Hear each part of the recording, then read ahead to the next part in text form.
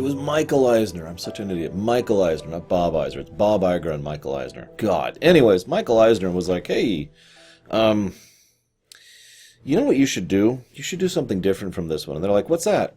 Boss, you should have a screenwriter. Oh my God. Okay, obviously this sounds kind of dumb nowadays, but would you believe that wasn't done prior to now? This was the first one, the first Disney film anyways, that actually had an honest-to-goodness screenwriter and script and screenplay for the film. You're probably thinking, what the hell did they have before this? Storyboards. Everything was done in storyboards prior to this. And in my opinion, it kind of shows, because on the one hand, well, as much as I do like this film, and I do, the flow of it isn't as good as both earlier and later films, because this was the first time they were trying it, so it was still kind of new. But on the other hand, there's a lot more to the script and the dialogue than there usually is, and it works quite well. This is also designed far more to be a musical. In fact, apparently, this was a deliberate attempt to try and engender some kind of eventual theatrical release of this, which, hey, actually happened, so there you go. This is written by Linda... Oh, no. The terrible handwriting problem comes back. Oh, geez. I'm not going to try that. I'm not even going to try it. Linda. Her name's Linda. I'm looking it up. Give me just a second. Linda Woolverton. Thank you. Linda Woolverton is the one who wrote the script. Now, if that doesn't sound familiar, let's see. She's written a couple of other movies you might have heard of. Mulan, little-known film. Lion King. Aladdin. She also did the recent Maleficent. She's also doing Maleficent 2. For the record, I actually liked Maleficent, so I'm kind of curious what's going to go on with 2. But anyways, I'm getting off topic. The relevant point is that she is the one who wrote this, which I find fascinating given the core problem with the script, but I'm getting off topic again. There were a couple other things that went into this. Now, one of the big ones... Yeah, I actually got it. One of the big things is Mr. Ashman. Now, I want to make sure I get his first name absolutely right, because I don't want to screw this up. But Mr. Ashman is... Come on. Okay, it is Howard, that's right. I don't know. I don't know what is up with my handwriting sometimes. It looks like I wrote down Hound. Howard Ashman... He died before the film came out. He was a brilliant and talented songwriter. He did several songs, and in fact was working on Aladdin at this point in time, when they basically begged him to work on this film. He had also done work with Little Mermaid. He wasn't doing great health-wise. Now, I want to kind of mention this. So, Eisner insisted they bring in a scriptwriter. Did I mention this is the third time they attempted to make a Beauty and the Beast film? And each time previously they failed. Also, the first script they turned in was so bad it was rejected entirely, which kind of hurt the production of the film. It's also worth noting that every single original actor they wanted to get, they didn't. The same is also true for the directors and the producers. So, in total contrast to Little Mermaid, Little Mermaid was a Jurassic Park. It had all the pieces in place. Beauty and the Beast got lucky. It had none of the pieces in place. It was experimental in terms of style and design. Remember, completely new thing. They're using the CAPS system going forward, the Pixar thing. And they even were actually trying fully CGI scenes now at this point with the scene at the ball. And they also were releasing this in a different method via previewing, and they weren't really sure exactly what they wanted to do with regards to... the original script, as I mentioned, and the guy they wanted to bring in to help the production. So I'm telling you all this to get you in mind of the idea that this is a production that was and it just wasn't working, and it was troubled, and everyone was having issues, and they brought in Mr. Ashman. Now, when I say they brought in, he was actually working on Aladdin. He wanted Aladdin to be his last project, because he knew at this point in time that he was dying and he didn't have much time left. Now, he did still do several songs for Aladdin. I'll bring those up when we get to Aladdin. But they really did not only beg him, but I don't know if you understand how significant this is. They moved production on the film to a studio that was much closer to where he lived to accommodate him. Now, that's a nice gesture, and it shows how much they wanted him on the staff, but it also kind of shows how bad things were going, that they were this desperate to make this work. With all of these issues and all these problems, well, I want to mention something. Because they also, they did a different thing with the previewing. I mentioned that earlier. Usually Disney animated films have a screening. I actually don't think I mentioned this with regards to Little Mermaid. Because what happened with Little Mermaid is they did a test screening, and during the test screening, the kids weren't really super into it. And they were going to actually cut several scenes and one entire song because of that. The staff and the directors were like, dude, no, don't do this to us. Listen, do a second screening with adults. Fine. And the adults loved it, so, he admitted that he made the mistake there, and they went ahead and put the film together as is.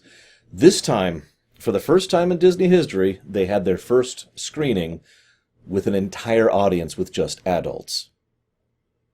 I mentioned how Little Mermaid was kind of a push in a new direction for Disney films that were not just for the children, but for the parents taking them.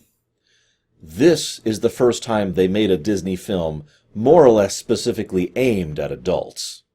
And it was a hell of an experiment, and somehow it worked out. After that initial screening, they loved it. They literally got a standing ovation for it. So this would be the Star Wars of the initial Renaissance. Couple quick things. The narration at the beginning is awesome, in my opinion. It's one of the very few times narration works for me, mostly because the nature of the storybook storytelling style, the amazing voice acting, and of course, the music that accompanies it perfectly, really helps to make the whole thing work. It really does feel kind of storybook in a good way. The other reason I think it works is because the gentleman who is playing the voice actor plays Timothy over in Star Trek The Next Generation, the episode Half a Life. Go ahead, look it up. I'll wait. But as soon as I sat here hearing him, I was like, wait. Because I've been covering TNG stuff recently, and I was like, that sounds really familiar. So I looked it up, and I looked him up, and I was like, oh my god, that is him! He also plays someone in Pocahontas, but we'll get there when we get there. Quick aside, while I'm on the subject, Patrick Stewart was originally approached to be Cogsworth. He couldn't because TNG. Second time they've failed to get Patrick Stewart. That's okay, because Patrick Stewart was actually their second option after John Cleese, who they also didn't get. I'm telling you, troubled production. Anyways, so the intro once again follows the pattern I mentioned earlier. We establish the premise, we establish the main character, the NPCs, the villain. Bam, bam, bam, bam. The one thing this film does differently, though, and this is probably part of the fact that it is deliberately a musical, is the fact that it establishes the premise in the intro, in the storybook intro, and then it establishes the other three things all in one song. But this goes to explain, in my opinion, one of the reasons Beauty and the Beast succeeded as well as it did. In some older musicals and more modern musicals, and even other fictional works that aren't musicals, if you're going to establish certain different characters, usually they'll have completely segregate scenes, or maybe a scene that blends into a scene that blends into a scene. Trying to pack all of this exposition into one scene that is one song is, in hindsight, brilliant. It gets across everything we need to know about the base elements, and it gives us our launching point for everything in the entire film. We see how vapid and easily manipulatable the random personnel are, the random NPCs in the background. We see how stupid Gaston is. How do you read this? There's no pictures. It's entirely possible that he literally doesn't know how to read, that he's illiterate, and given the time... We establish how she is different from the rest of the group, and of course, not just in the more obvious ways, but because of the fact that she is someone who... I'm trying to think how to phrase this as simply as possible without sounding like a complete cliche. See, there's the I don't fit in trope, which is what she is, but it's also relevant to note that she makes fun of them in the same way that they make fun of her in the song. And I point that out because both are looking down at the other's lifestyle. That's a very minor point, but it helps to get across the idea that Belle isn't exactly perfect either. She's not horrible. She's nowhere near as bad as anyone else in this film, but you can get across the idea that she's not helping things. I think that's the way I want to put that. However, there's one other thing that the film does which is absolutely brilliant, and I'll admit, I never noticed it until this time around. She's wearing blue. How many of you know what I'm talking about before I explain? No one else in the entire opening song is wearing blue. No one. The film actually has a bit of a color motif going, actually. In general, it tends to utilize red as evil and blue as good. So we can tell they play alliance. I'll talk more about that in a minute. So we move forward a little bit, and we learn a little bit about Maurice and how he's a bumbling, inept idiot. Oh, I'm sure he means well, and you'll notice that he unhesitatingly begs for help and does whatever it takes to try and take care of his daughter. He is a well-meaning idiot, and I point that out because he serves as an interesting counterpart to Le Fou, who is not well-meaning and an idiot. I'll talk more about Le Fou in a moment, but you can see the contrast there. I always got the impression that Maurice pushed his daughter. I don't mean as in a bad way, I mean in a good way, to try and encourage her to think and challenge him and to come up with her own ideas and concepts. To encourage her, in short, rather than to hamper her. Moving on. So, I have a note here, by the way. I do want to mention something really quick. Of course, obviously Belle has no mother. Why would you have two parents as a Disney character? Come on. But no, I also want to point out that in addition to Gaston's illiteracy, he also mentions that Belle is the prettiest girl in town. Ergo, she's the best. Duh, that's how that works. He's kind of a cartoony villain. I don't mean like cartoonishly evil, which is a whole separate thing. I mean like the bad guy you'd see. He's just a goofball. He's just kind of misogynistically whatever, and he's not really to be taken seriously. And I want you to remember that for later. So, Maurice goes ahead and takes his thing to the fair, gets incredibly lost, ends up at this castle, which is apparently right nearby, by the way. I'm going to go and admit something. There's actually a lot of plot holes in this film. Like a lot of plot holes. It's almost like this was the first time they tried to do a script for an animated feature like this. Anyways, ignoring that for a moment, and I'm going to try to only point out the really big plot holes, I point out the fact that this castle is apparently right frickin' here. Now, this is important. This is set in France, obviously. It is most likely that this castle was, in fact, the castle of this province, that the town she lives in was one of the towns that was owned by the prince when he was actually a human. That all makes perfect sense. It is actually implied, although never stated outright, that part of the curse is that the people kind of forget that they don't really know that they're under the leadership of Prince What's-His-Face, and that they don't actually acknowledge its existence. In short, this would help to explain one of the reasons why people haven't bumbled into this castle so many times prior, given that it's basically right frickin' there. I mean, later on in the film, they literally reach it during a musical number. And at several points, even if we ignore the silliness of that, it takes less than a day to get from town to castle. And back. So, anyways, so Maurice bumbles in, and the servants are like, oh my gosh, we've got to take care of him immediately. Thank goodness we can take care of someone. I'm going to return to that point later. It bothered me a little bit, though, and I'm curious of your thoughts on that. Again, I'll return to that a little bit later. I do have to wonder something. How do they get their resources? They have soap and dustbins, and they keep things clean, and they have food and tea and sugar, and where the hell is this all coming from? They've been here for a decade, according to the narrative, since the prince was 11. It's worth noting that in future versions of this, they've actually retconned that out, just to say that, he wasn't a child when this happened. But regardless, the point remains. Yeah, anyways. So, this is when we get to Gaston again. Gaston then takes a step further towards being worse. Notice this scene is immediately after the scene where the Beast imprisons Maurice for the horrible crime of being there. Now, yes, trespassing is a thing, but obviously Maurice is an innocent, bumbling fool who was being taken care of by his own servants. He is no threat or harm and has done no knowing or willful crime. He was invited to sit down and invited to eat and drink and blah, blah, blah. That's not a crime. Sorry. So, in the actual legal sense, you could argue very strongly he was not trespassing. Regardless of this innocence, the beast immediately locks him up in the dungeon and just charges off. Okay. So, that's horrible.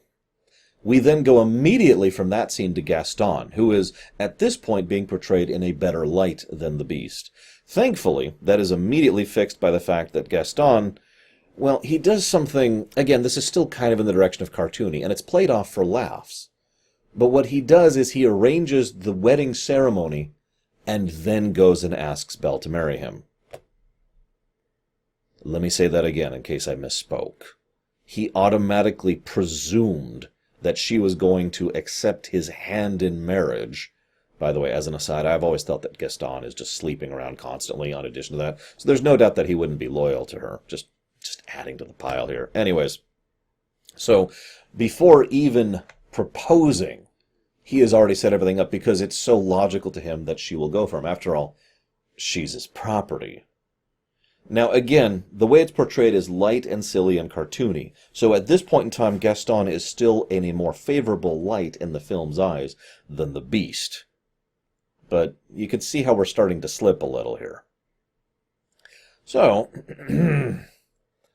this is after... So Belle goes looking for Maurice, finds the castle, of course. And you'll notice the servants are a lot more cautious with her than they were with Maurice. That makes sense. They just saw how badly things went.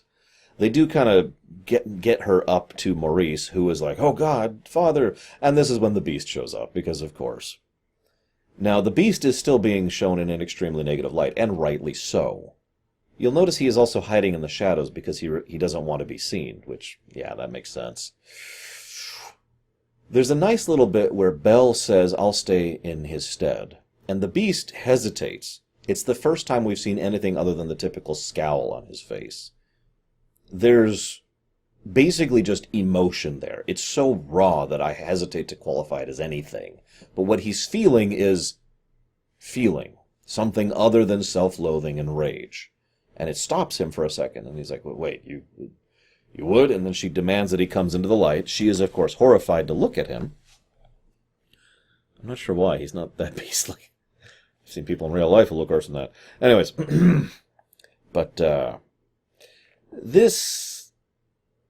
the thought of having company, any company, kind of gets him. So he releases Maurice and keeps her, treating her like she's property.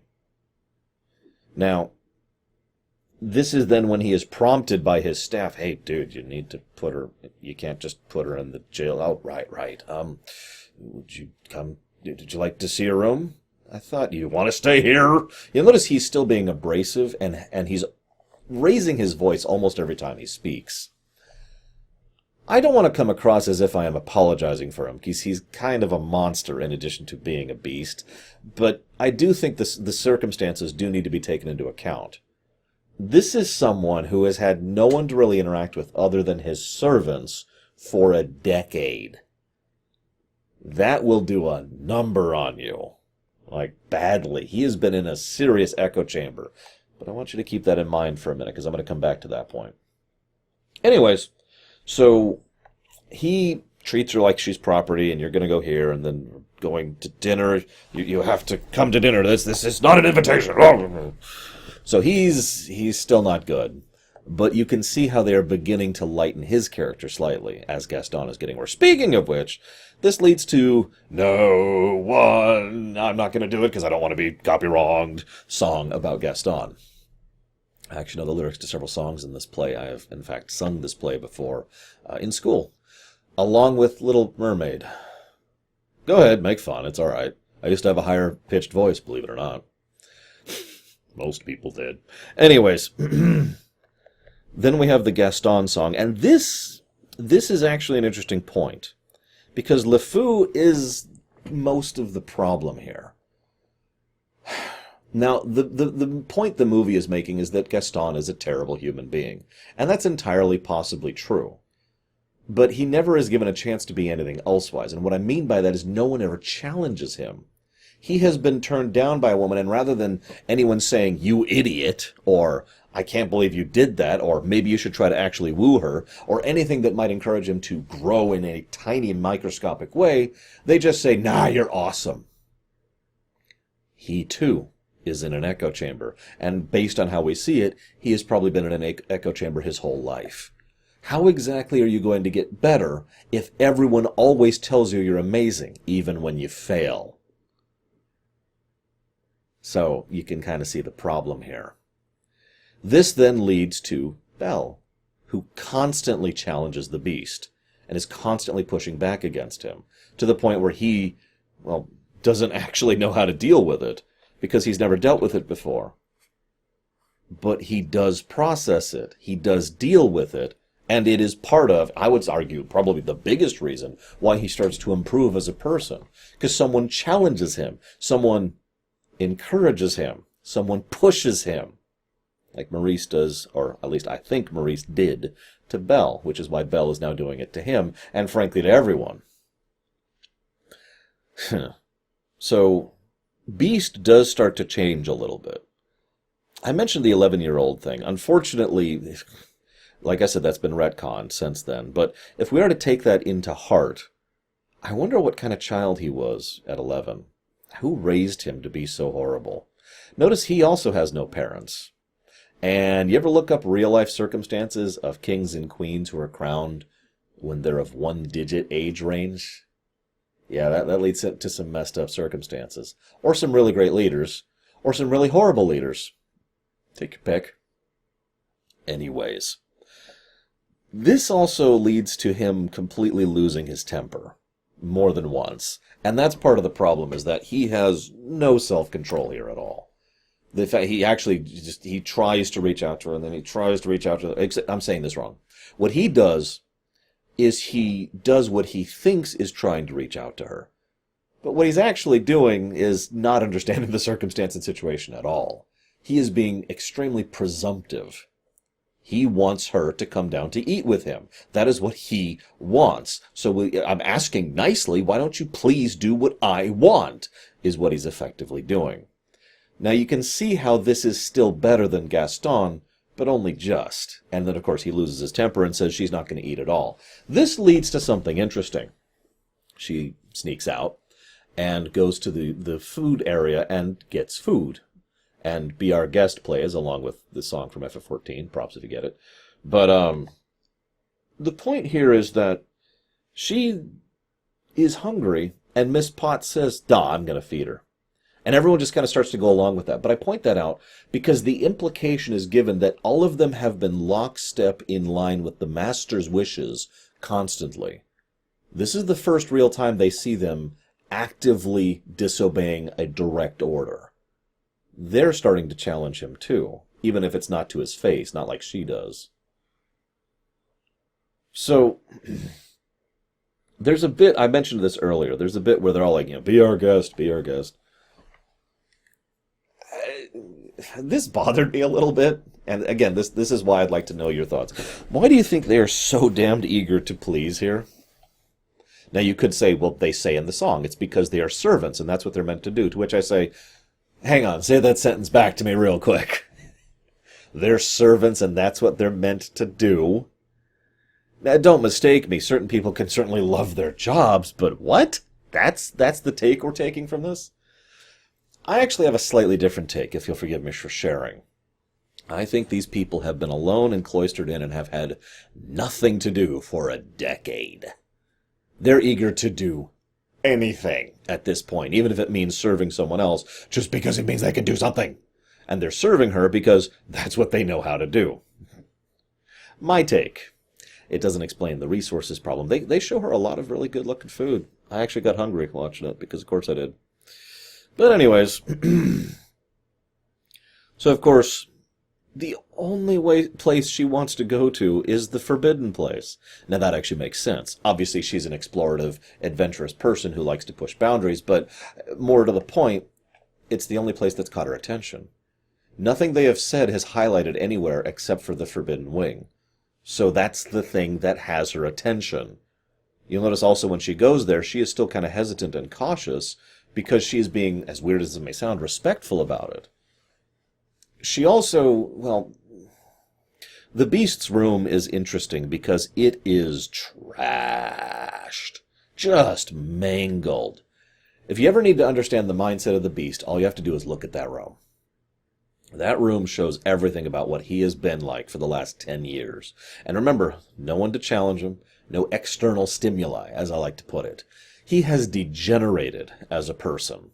And I don't just mean because he doesn't know how to eat with a spoon. So, of course, she tries to touch the rose. I'm actually kind of curious what would have happened if she had. He flips out, loses his temper again, and casts her out. And it's not until afterwards that he's like, oh, God dang it, I lost my temper again. Now, this is a nice point.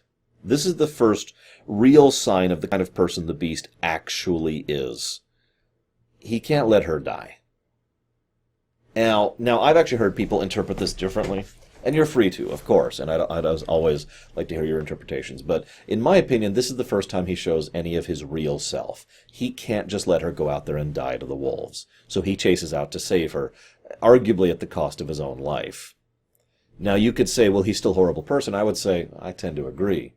But there's a difference between someone like him and someone who would be totally cool with letting her die. There is a gradient when it comes to bad. And Beast is showing that he's not that bad. And so is Belle, because without much hesitation, like you see it on her face, it's wonderful animation, by the way. She's going to reach up to get onto the horse, and she just kind of stops. And then, okay, no, and she goes ahead and helps the Beast and gets back to the castle. Because she can't let him die either. This is also the first time that she, in a direct way, challenges him in a way that doesn't get him to lose his temper. He's still angry, but he's mostly angry because he knows she's right, rather than he's just lost his temper, which is just... So it's the closest thing to the first real interaction the two have had. This then leads to the next day, which, if you're paying attention, is day 2. This is the biggest plot flaw in the film for me personally. These two people fall in love in the course of about 2.5 days, which, that sounds familiar, doesn't it? And that's ridiculous, given how this started. Now, yeah, I know, but this is just a whirlwind romance tour, isn't it? My God. So I want to try and explain some of this in a way that to me actually makes sense, and I'm just going to skip over the romance part. No, really, I am. Because this is going to sound cliched and from a more modern storytelling perspective, but love doesn't have to mean romantic. Oh, I have no doubt that their love could blossom into something romantic. I do. There's a lot of similar... the two gel with each other better than they probably should. There's a decent dynamic there. But, yeah, not in 2.5 days. No, what they do feel is something different. There is something that wasn't there before, as the song says. And this leads to him saying, I want to do something for her. I wonder if this is the first time the idea of a selfless gift has really occurred to him. Ever. And I point that out because it helps to showcase the kind of person he really is. See, there's a big argument that's been waging for all of human history between nurture and nature. Now, I tend to sit somewhere in the middle of that. I think both matter. But I do think that no matter what happens to nurture you, you cannot change your core nature. That is my opinion. And a lot of these films tend to follow the same concept. This is relevant here because the Beast has been nurtured in all the wrong ways. He was a spoiled brat as a kid, then he got turned into a cursed beast, then he got locked in a castle for a decade, doing nothing but listening to people say, yes, master. Yet no, he has been nurtured hard in the wrong ways, all of the wrong ways. But the idea that the film presents, and indeed this is the main theme of the work, this isn't even me making this up, the main theme is you can't judge a book by its cover. So the idea is that his nature inside of all that is still an inherently good person. That's why I mentioned him going out to save her life, because well, an inherently bad person wouldn't necessarily do that, especially with no promise of reward or return on investment. So the idea of him giving a purely selfless gift to her is the next step in that. He just wants to do something nice for her. You could say that's romantic. You could say that's love. That's up to you. All I see is someone who is starting to get acknowledging the bare bones beginnings of what it means to be a decent person to someone else, which is unfortunately a new idea for him. In many ways, this film is the redemption story of the Beast. And I point that out because the love story angle of it is kind of horrible. For reasons I've already mentioned. I'm not even going to get into Stockholm. Let's just not even cover that. So, they go out, they play in the snow. Romance happens. Do you notice his cape color?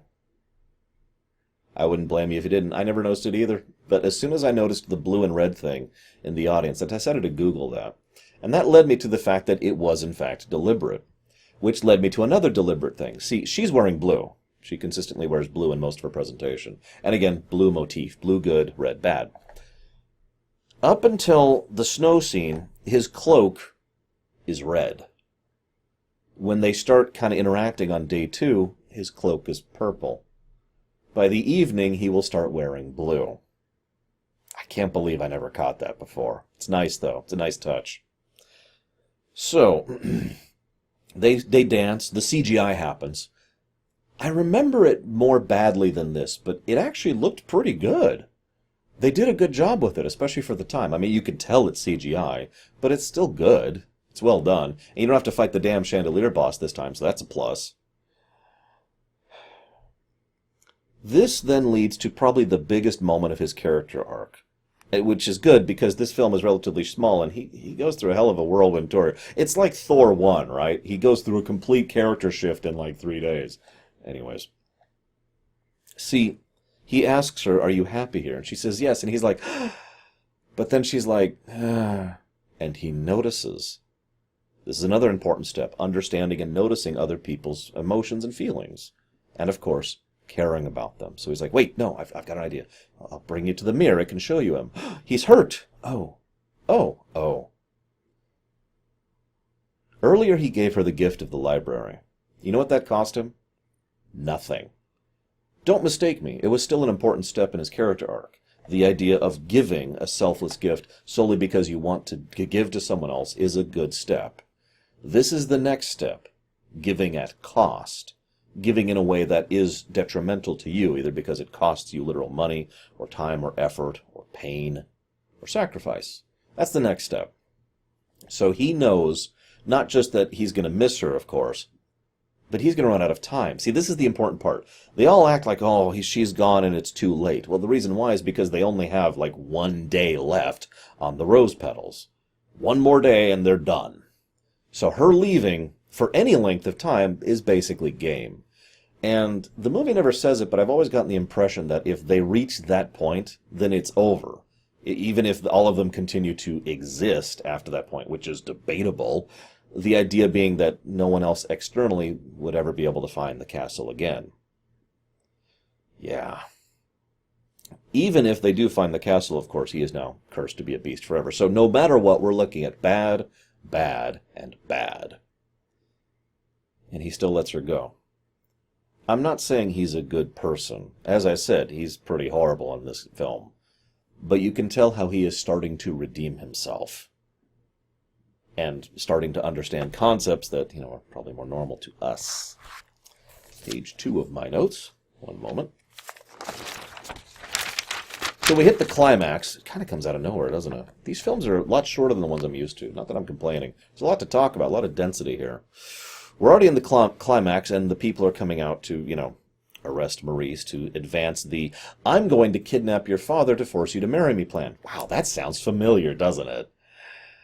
It's a lot more horrible in this sake, though, and you can kind of see why Gaston has been continuing his journey of becoming a worse person, while Beast is continuing his journey to become a better person. So, quick question. Why are they already out there with torches and pitchforks to arrest Maurice? They don't even know about the Beast yet. Anyways. So, Gaston is like, I will kill the Beast. And we can see why, too. His motive is so obvious. He doesn't seem to care. He's just standing there like, yeah, okay, whatever.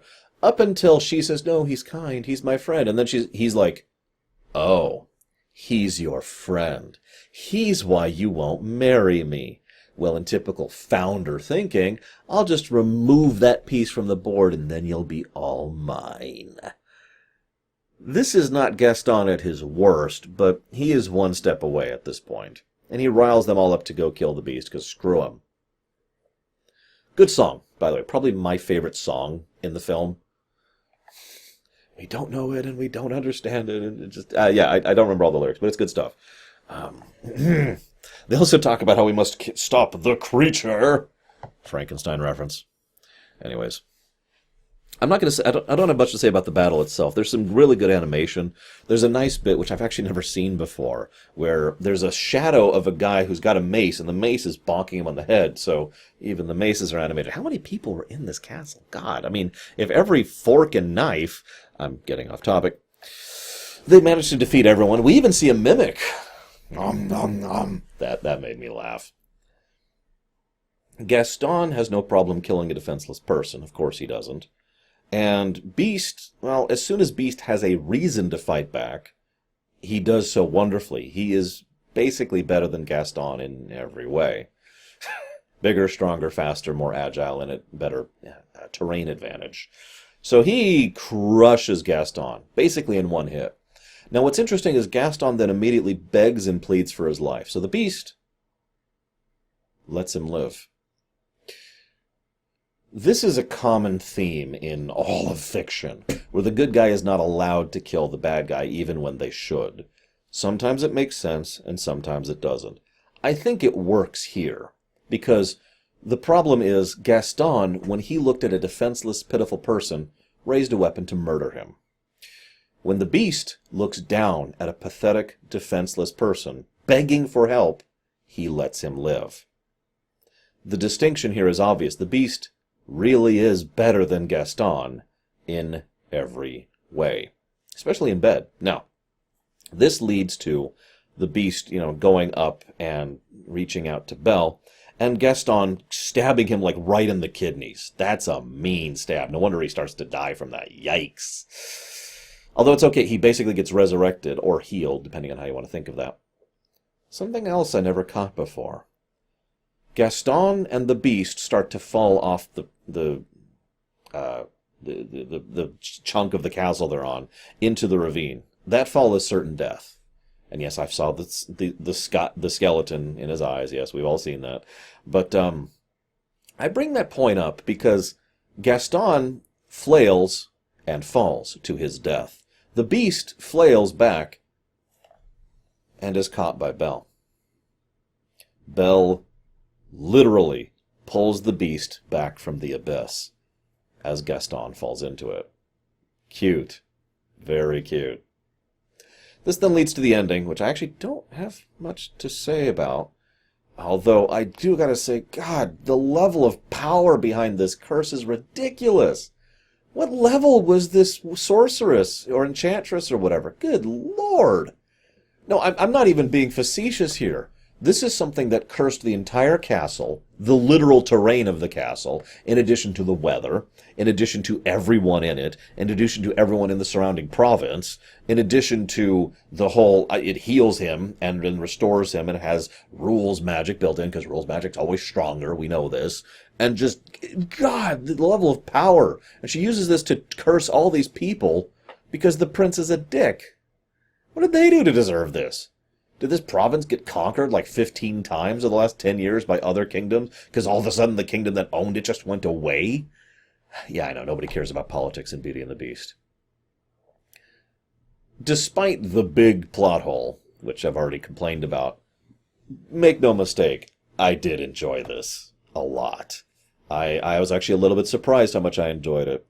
Which is okay, because the next two films are Aladdin and Lion King, so I think this trend's going to continue. I hope you've enjoyed my thoughts, guys. I'll see you next time.